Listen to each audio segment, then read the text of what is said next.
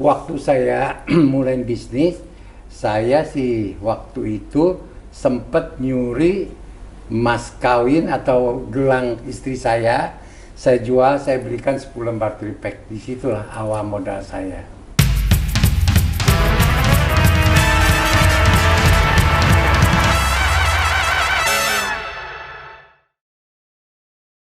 Halo successful people, selamat datang di Boss, Business Owner Successful Story. Dan ini merupakan podcast perdana kami di mana kita akan sama-sama membahas dan juga sharing knowledge daripada para pelaku bisnis yang sudah sukses tentunya. Dan pastinya kita akan sama-sama mendengarkan cerita bagaimana mereka merintis karir mereka, bisnis mereka, sehingga menjadi seorang business owner yang sukses. Dan tentunya pada kesempatan ini saya akan berbincang dan juga sharing dengan seorang business owner yang mungkin produknya sudah dikenal sejak lama sekali dengan jargon yang sudah sangat dikenal begitu banyak, yaitu Peak Olympic. Nah, beliau adalah seorang sosok yang sudah saya kenal dari mungkin saya masih bayi ya, karena beliau adalah juga ayah saya dan beliau banyak sekali mengajarkan kiat-kiat sukses. Dan tentunya saya tidak mau mendengarkan itu sendiri, saya ingin berbagi kepada successful people bagaimana kita menjadi seorang business owner dan juga bagaimana kita bisa menjadi seorang business owner yang sukses. Karena menjadi seorang entrepreneur kayaknya sekarang pasti keren banget ya. Mau jadi entrepreneur gitu, tapi apa sih what it takes to be an entrepreneur dan bagaimana kita memperjuangkan ide kita, bisnis kita bisa menjadi realita dan bisa diterima oleh masyarakat dan akhirnya menjadi seorang pembisnis atau menjadi sebuah bisnis yang profitable. Nah, ini dia. Mari kita sambut sama-sama bersama dengan saya Pak A.U. Bintoro. Halo Pak A.U, apa kabar? Halo, apa kabar Email? Baik dong, padahal kita semalam baru ketemu ya. Iya. Oke, ini gimana merasa senang berada menjadi seorang tamu perdana dari Boss Business Owner Success Story? Perdananya sih senang, tapi kalau soal podcast sih sudah biasa lah ya. Soalnya malah udah jadi YouTuber kan? Iya, karena sudah jadi YouTuber, jadi podcast sudah biasa. Tapi ini sekarang Boss ini yang merupakan pertama kali dan saya diundang sebagai produk perdana, ini satu hal yang luar biasa. Thank you Pak. Nah, hebat banget loh. Successful people bahwa seorang Pak A.U. Bintoro yang umurnya sudah 70, just so you know, beliau adalah juga seorang YouTuber yang sudah certified. Jadi mungkin sebelum kita ngobrol ke bisnis ya, beliau ini waktu dulu saya cerita sedikit, mungkin 2 tahun yang lalu ya Pak A.U. ya, bilang oh saya mau jadi YouTuber, tapi saya waktu itu masih kayak masa sih umur 70 bisa jadi seorang YouTuber. Tapi beliau membuktikan bagaimana dia bisa akhirnya menjadi seorang YouTuber certified dan sempat viral juga, by the way, gitu. Nah, inilah seorang Pak A.U. yang tidak pernah, kayaknya nggak pernah malu untuk mencoba hal baru ya Pak A.U. ya. Betul. Nah, mungkin boleh diceritakan, mungkin awal apa dulu ya? Jadi kisah sukses dari sebuah kesuksesan selalu diawali dengan satu tekad, ya. Satu tekad, kemudian kita melihat peluang seperti apa dan kejelian kita untuk menangkap peluang itu. Setelah itu kita lekeni peluang tersebut sampai menjadi satu hasil yang bisa kita banggakan. Nah, lekenin tuh bahasa Sunda. Jadi kalau lekenin tuh istilahnya ditelatenin gitu ya. Ditelatenin atau diseriusin. Oke. Jadi yang pertama, jadi sebenarnya kalau untuk menjadi orang yang bukan sukses ya, tapi menjadi seorang entrepreneur adalah bagaimana kita jeli melihat sebuah peluang. Ya, memang sebetulnya peluang itu ada di mana-mana dan setiap saat itu peluang itu banyak, ya. Nah, cuman bagaimana kita mampu melihat diri kita, kondisi kita seperti apa, passion kita seperti apa, kemudian kita cocokkan dengan peluang yang kita lihat, kemudian kita seriusin. Dan tentunya kita harus berani mulain dan berani mencoba, gagal, coba lagi, pasti satu saat akan bisa berhasil. sukses. Betul, Berhasil. betul, betul. Nah, mungkin kita kilas balik gitu. Di awal dulu perjuangan Pak AU memulai dari Olympic Group ya. Itu gimana sih kondisinya, kok Pak AU bisa punya tekad untuk menjadi seorang pembisnis? Ya, tentunya semua diawali dengan sebuah kebutuhan ya, yang namanya orang yang sudah masuk atau injak usia 20 sudah mau nikah, pasti dituntut oleh sebuah kebutuhan. Nah, disitulah kondisi mendesak sehingga ini otak mulai berkembang, mata mulai lihat jauh ke depan, kemudian membidik sesuatu sasaran yang akhirnya menjadi peluang. Nah, itu gimana kok bisa larinya ke furniture? Apa langsung itu furniture yang pertama lalu langsung ditelatenin itu atau bagaimana? Awalnya sih bukan furniture, awalnya ya karena waktu muda saya memang hobi di bidang musik, sound system. Dan waktu itu banyak bergelut dengan box speaker ya, dan juga sound system, elektronik, dan passion saya memang di situ. Jadi karena saya melihat bahwa speaker ini adalah sebuah produk yang bisa dibikin di dalam negeri dan bisa dijual. Waktu itu belum banyak ya, waktu tahun 1975, waktu itu boleh katakan produk-produk loudspeaker itu banyakkan import dari luar negeri. Dan saya memulai mencoba dengan modal seadanya, ya hanya mampu membeli tripack 10 lembar untuk dijadikan modal awal membuat loudspeaker, dan saya coba memasarkan sendiri dan akhirnya sukses. Jadi berangkat dari passion saya di sound system, di musik, kemudian saya bergelut di bidang itu. Saya memunculkan peluang itu dan akhirnya menjadi satu kesempatan yang mampu saya kembangkan. Awalnya jadi kecintaan terhadap musik, lalu speaker box, terus kok bisa berambah ke furniture? Karena waktu berjalan, setelah saya sekian tahun, 8 tahun lah saya bergelut di loudspeaker, saya melihat bahwa bisnis speaker ini ada satu ancaman. Karena produknya makin hari makin kecil, makin hari makin kecil. Bahkan ada juga produk yang dibikin dari besi, dari plastik. Sehingga saya melihat bahwa ini adalah sebuah ancaman buat bisnis saya. Disitulah saya mulai berpikir bahwa ini ke depan harus ada product development. Nah, dari bahan baku seadanya, saya mencoba meng-create furniture, dan kebetulan itu saat itu pun belum ada produk furniture knockdown. Saya mencoba dengan bahan baku seadanya, yaitu particle board, untuk dibuat ke dalam produk furniture. Yang dulunya sebetulnya yang namanya furniture pastilah dari kayu jati, dari kayu jinjing, dari kayu meranti. Tapi saya adalah orang pertama untuk mencoba particle board dirancang menjadi furniture, dan saya create satu sistem menjadi sebuah furniture yang knockdown. Nah, disitulah disukai banyak orang. Jadi intinya adalah saya mampu meng-create satu produk yang berbeda dengan produk orang lain. Punya diferensiasi. Punya diferensiasi produk, lalu bisa diterima oleh market gitu. Betul. Ya. Tapi kan kalau orang memulai bisnis, sepertinya mungkin banyak orang ya mau memulai bisnis. Tapi apa yang menurut Pak AU sendiri yang membuat Pak AU ini bisnisnya lama-lama bisa terus growing sampai akhirnya menjadi Olimpik yang dikenal begitu banyak orang gitu loh. Ya, di sini kata kuncinya ada spiritualitas ya. Spiritualitas. Kita harus punya spirit yang maksimal dan memiliki sosialitas yang baik, sehingga banyak hubungan dengan eksternal, punya link bisnis yang baik, sehingga di situ memudahkan kita untuk melangkah lebih lancar. Dan untuk membesarkan bisnis itu sendiri tentu moralitas yang dibutuhkan.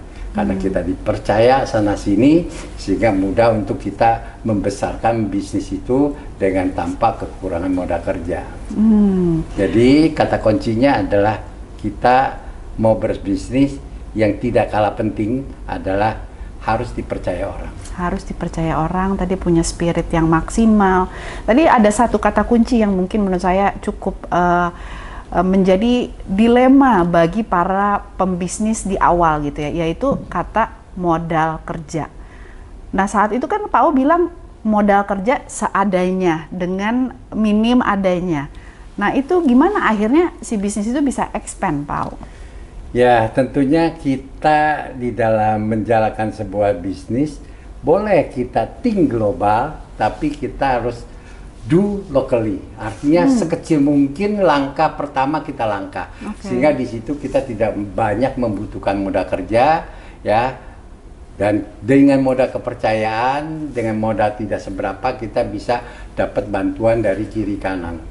Oke, jadi istilah bantuan kiri kanan itu pinjam dana untuk memulai usaha itu diperbolehkan ya? Nah, boleh-boleh saja. Tapi kebetulan waktu saya mulai bisnis, saya sih waktu itu sempat nyuri emas kawin atau gelang istri saya jual, saya berikan 10 lembar tripack. Disitulah awal modal saya.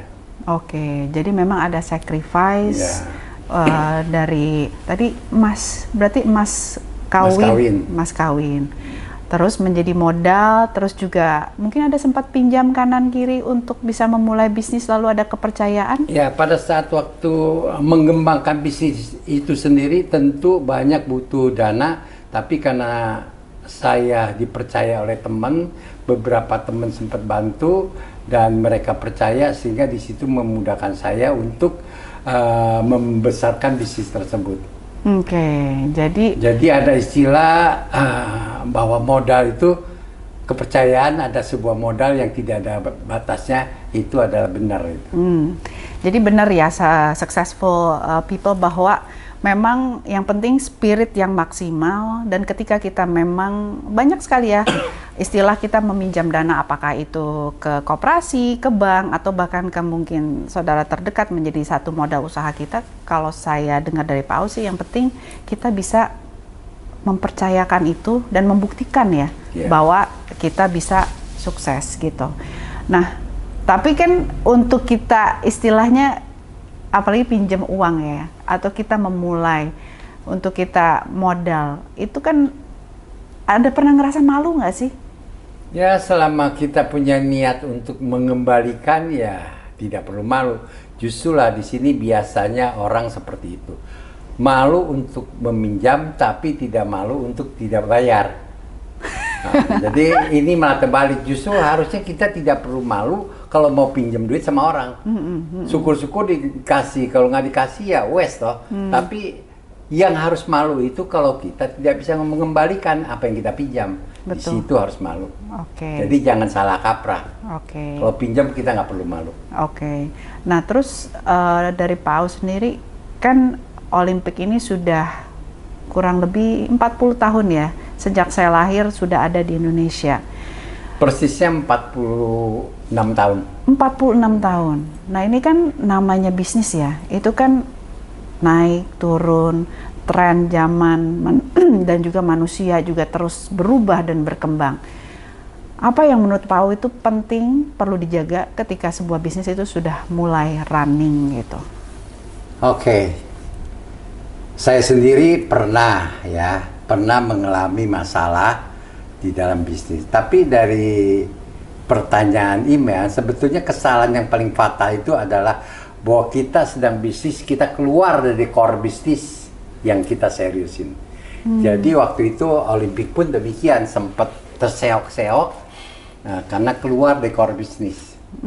Jadi, Kenapa keluar dari core bisnis? Ya namanya kita bisnis banyak godaan, bisnis baru, pengen cepat lebih kaya lagi, akhirnya kita keluar dari visi yang sudah kita tentukan. Akhirnya ya karena kita memasuki bisnis yang kita tidak kuasai, itu lebih rawan lagi. Jadi kata kuncinya bahwa kita bisnis ini harus fokus pada core bisnis, jangan keluar dari rel yang sudah kita tentukan. Jadi kalau bisnis itu sebenarnya boleh nggak sih ekspansi? Boleh-boleh saja ekspansi kalau misalnya satu sudah settle, sudah jadi bisnisnya, artinya sudah on track lah. Kita boleh mulai sebuah bisnis yang baru, tapi ada baiknya, ada kaitannya. Tapi dimulai dari kecil, jangan langsung mau besar. Langsung investasi besar, Ya, gitu karena ya. kita bukan bidang kita. Kalau kita mulai dengan skala yang besar, itu rawan untuk tersandung. Oke. Boleh kita keluar dari rel, tapi usahakan pelajari dulu apakah memang itu betul-betul baik, dan mulailah sekecil mungkin. Baru secara pelan-pelan dibesarkan. Ini kalau dengar kisah Pau tuh luar biasa sekali ya, dari yang tadinya gak punya apa-apa, mulai sebuah bisnis dengan tekad yang luar biasa, lalu sukses, terus juga tadi sempat mengalami juga penurunan bisnis karena tergoda dengan bisnis yang tidak dikuasai, tapi sekarang masih terus berjalan. Nah, ini ada nggak wisdom yang Pau bisa bagikan untuk anak-anak di zaman now? Oke. Memang kalau kita lihat zaman dulu sama zaman sekarang ini, pola bisnisnya agak berbeda, ya. Kalau sekarang saya melihat orang lebih suka adalah soft capital, tapi zaman dulu orang lebih suka hard capital. Jadi saya melihat bahwa zaman sekarang ini, zaman now, mereka itu kecenderungan memulai bisnis dengan soft capital. Jadi artinya tidak memiliki properti-properti yang akan menjadi beban untuk bisnisnya sendiri. Lebih banyakkan kepada outsourcing, menggunakan aset-aset yang boleh sewa. Itu kecenderungan mereka lakukan seperti itu. Tapi berbeda dengan dulu. Kalau dulu itu sebisa mungkin, kalau perlu beli tanah sebanyak mungkin, pabrik sebanyak mungkin. Sekarang mah tidak demikian. Mereka cenderung maunya sewa. Oke, jadi kalau dulu mungkin kayak asset minded ya. Iya. Terus kalau sekarang itu lebih kepada penggunaan dari properti yang akan dia fungsinya yang diutamakan. Nah, itu mana yang benar, mana yang salah menurut Pau?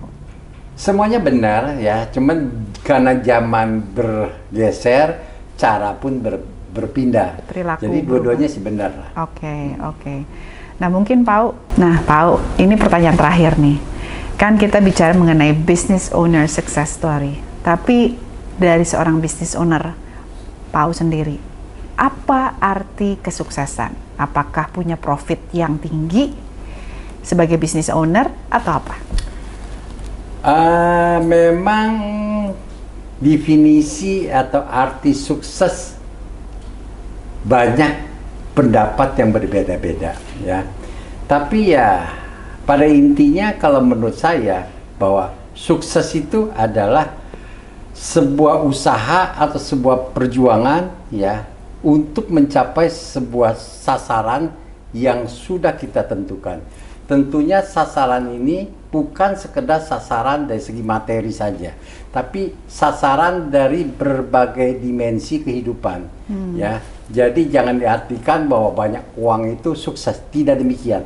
Tapi zaman sekarang yang dibilang sukses itu harus mampu mencapai sebuah kehidupan yang sempurna. Waduh, susah dong sempurna, Pau. Tidak tanpa susah, ya. Sempurna itu adalah tergantung daripada bagaimana kita menentukan goal tersebut dari berbagai dimensi. Nah, di sini pada umumnya ya ada 5 dimensi kehidupan. Satu adalah dari fisikalitas. Ya, secara fisik kita harus punya sasaran, mau sehat seperti apa, mau umur sepanjang apa, itu harus ada sasaran. Ya. Nah, setelah ditentukan kita berupaya ke sana.